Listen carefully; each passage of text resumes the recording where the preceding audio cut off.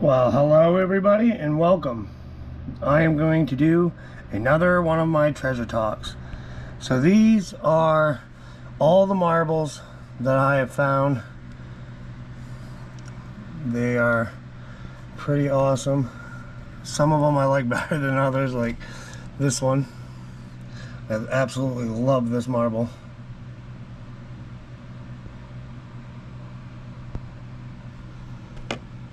This one is another one of my favorites.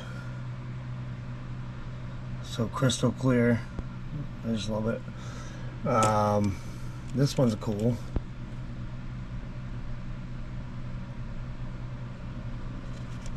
And a lot of other ones are beat up. This one right here, found in the Penobscot.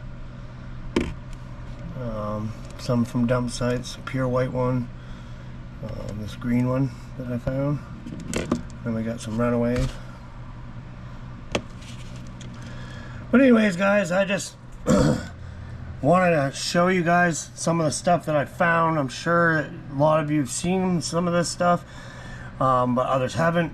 So I just want to go through it. I haven't really done any metal detecting or treasure hunting lately.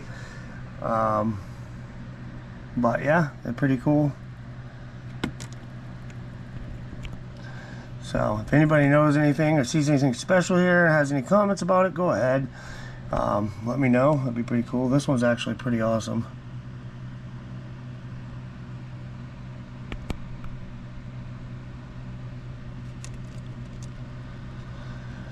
So alright, so basically what I'm going to do is I'm going to just keep continuing on and going through stuff that I have and trying to dig up some information for you guys and basically show you my treasure from this year.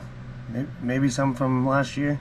So alright, we'll see you guys on the next one. Alright, next thing on the list is these are Knights of Pariah, which is that one. That one right there is Masons. This one is Oddfellows, and this one is Oddfellows. These are like key fobs. We found these in the Penobscot. They were all found in pretty much the same area. Seth's boy, Little Seth, has found one, and DF found one or more. Maybe Seth found some more, I'm not sure. But those are pretty cool. I call them tokens, but they're actually like key fobs or some sorts. But I figured I'd just let you guys take a look at those. Those are pretty awesome.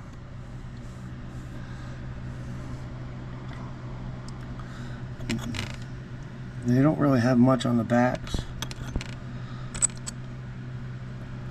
They're pretty much one-sided. And for some reason I believe I have another one of these ones. I just don't know where I put it. Must be down in my treasure room underneath something or something. I don't know. But alright guys, so hope you enjoyed that. Them are pretty cool. And that's why I say you never know unless you go, because I didn't know I was going to find those, and then there they were, and then happened we went on a group hunt and everybody else found some, so that was pretty cool.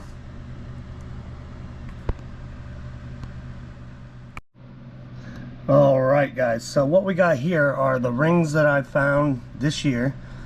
We'll start with these ones. These ones are just like cheapies. This one I found in Newport Waterfront, sorry, brain fart. And this one was found at Newport Waterfront. This one right here I found at the Newport Park, straight up the road from the waterfront.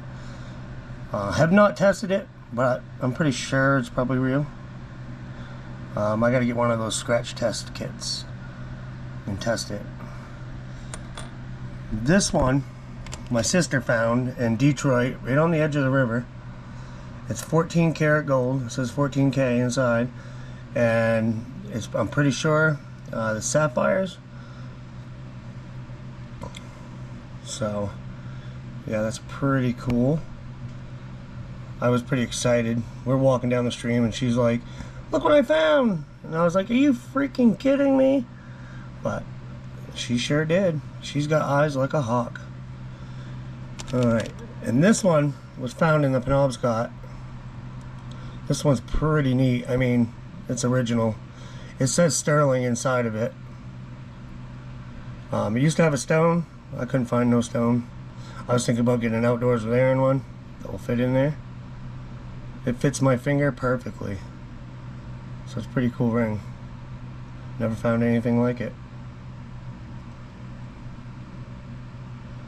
And those are my rings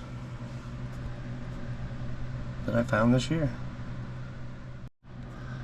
Alright guys, this right here is a 1905 Barber half dollar that I found in Detroit just not too long ago actually. It's in pretty good condition for being in a stream. I got a little information here I'll read to you.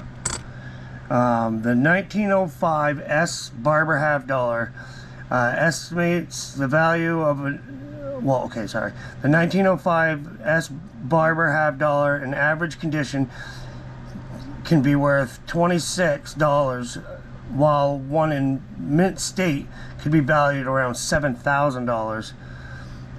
That was last updated April 19th of 2023. It's obviously a 1905. The mint mark is an S. Face value is 50 cents. Obviously, it's a half dollar.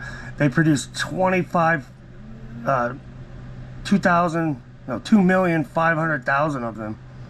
Wow. The edge is reeded. It's 90% silver, and its melting value is $8.69. So that's super cool, guys. Super cool. Probably one of the best coins I've ever found.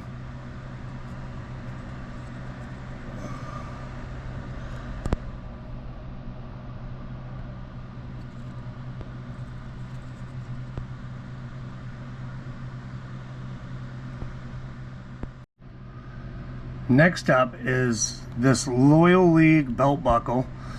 I've tried looking up information. I've gone through tons of different belt buckle sites.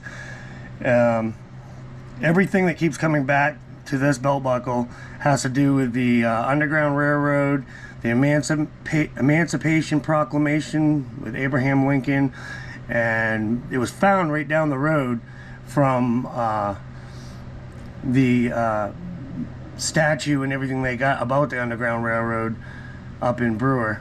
This was found in Bangor in the Penobscot River. I've contacted the Maine State Historical Society, sent them pictures, and they've failed to even bother to get back to me.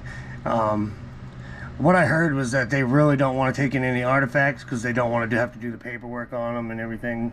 So I don't really care. I mean, I'd rather keep it anyways, so, because it's such a cool find. Still got the clasp. But yeah, super cool find. I mean, I had people from other in the belt buckle groups on Facebook come back and tell me the same information that I found on it. So if anybody else thinks they got any better information on it, I would be happy to hear it. It would be super cool. But I hope you guys are enjoying my treasures from this year.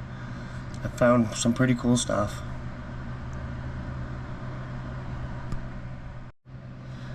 Alright guys, so this is a little trinket box that I found in Pittsfield, Maine, at the Manson Park in the river. The water was super high. It has been most of the year in most of the rivers, but I decided to walk along the edge and just metal detect the edge and see what I could find. And I had stepped out probably 4 feet towards the middle a little bit and got a wicked nice hit on my legend. And the first thing I pulled out was this lid, and I thought it was, at first I thought it was a clamshell because it was upside down like that in the dirt, but it ended up being a lid. So I decided to continue hunting, and I ended up finding the bottom. And I do have the leg for it, just in a safe spot so I don't lose it. But this thing is pretty cool. There wasn't much design. This is the front. but there wasn't much design on the bottom half of it. But the lid has a lot of design on it. I like to call it fancy.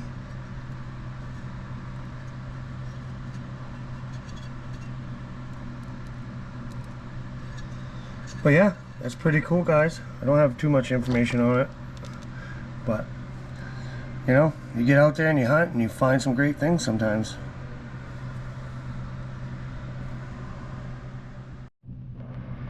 Alright, this is an exciting piece that I found. This is a large copper powder flask. I found some information on it. It's Dixon and Sons, and it's 1812 is when they made these. It's a large powder flask, has a brass rim, and it used to have a spout at the top. I'll pick it up and show you guys the whole thing in a minute.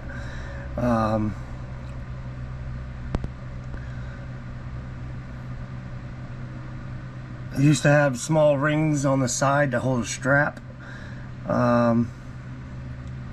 It was they made them for the War of 1812 in the Sugarloaf settlement.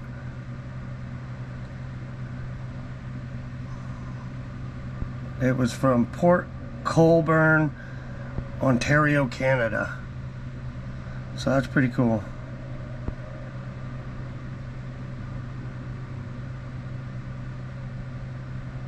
That's pretty cool.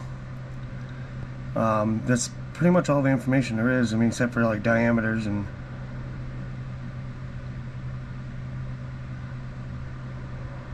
it's designed on the face of it is a seashell, and it's the same on both sides. So that's it. Pretty cool, guys. I found this in Detroit. It was in between two rocks. It wasn't even buried. It was just sitting there. So like, I'm thinking some hunter, or maybe it was a soldier or something. I can't be for sure on that aspect, but I mean, they were designed for the War of 1812, so I guess they dropped it on their way through, and then all these years later I went down through with my metal detector and picked it up and found it. It's super cool. You can see where the spout was. But I mean, you just don't find things like this every day. And you can see it's slowly coming apart on the edges, on the seams. It's got stuff in it, which I don't know what's in it, but stuff falls out of it. But it's super cool. Alright guys, these are a couple of Mercury Dimes that I found. One's a 1936, the other one's a 1943. I got some information here on the 36. Well, it says Mercury Dimes from 1916 to 1945. The mint was, it says Philadelphia. They minted 87,500,000 Mercury Dimes. The designer for the obverse and the reverse sides was Adolf A. Weinman. It's obviously silver. Weighs 2.5 grams. The melt value is $1.65. It's 17.8 millimeters, and the edge is reeded. So that's pretty cool, guys. I'll flip them over so you can see the backs. They're not in too bad condition. Could be worse. And I have a few more other ones that I found through the years, but these are the ones that I found this year. Hopefully that light's not too bright.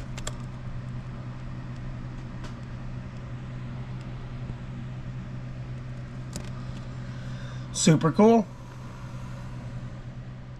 Alright, what we have here is a vintage White House token. It says Washington D. White House. Oh, I got it upside down. The White House, Washington, D.C. Then it says Presidential Residence, Cornerstone laid October, I believe it says 13th, 1732. John Adams was the first resident in 1800. It was burned by Britain, or by the British in 1814, rebuilt in 1817, and painted white to obliterate marks of the fire. And I found that in Freedom in the river. Super cool. Super cool. So anyways, guys, I hope you guys enjoyed some of my treasures. There's still more to come. On that note, keep on naturing. Hope you enjoyed the treasures that I have found this year. Getting out there has led me to find some good stuff.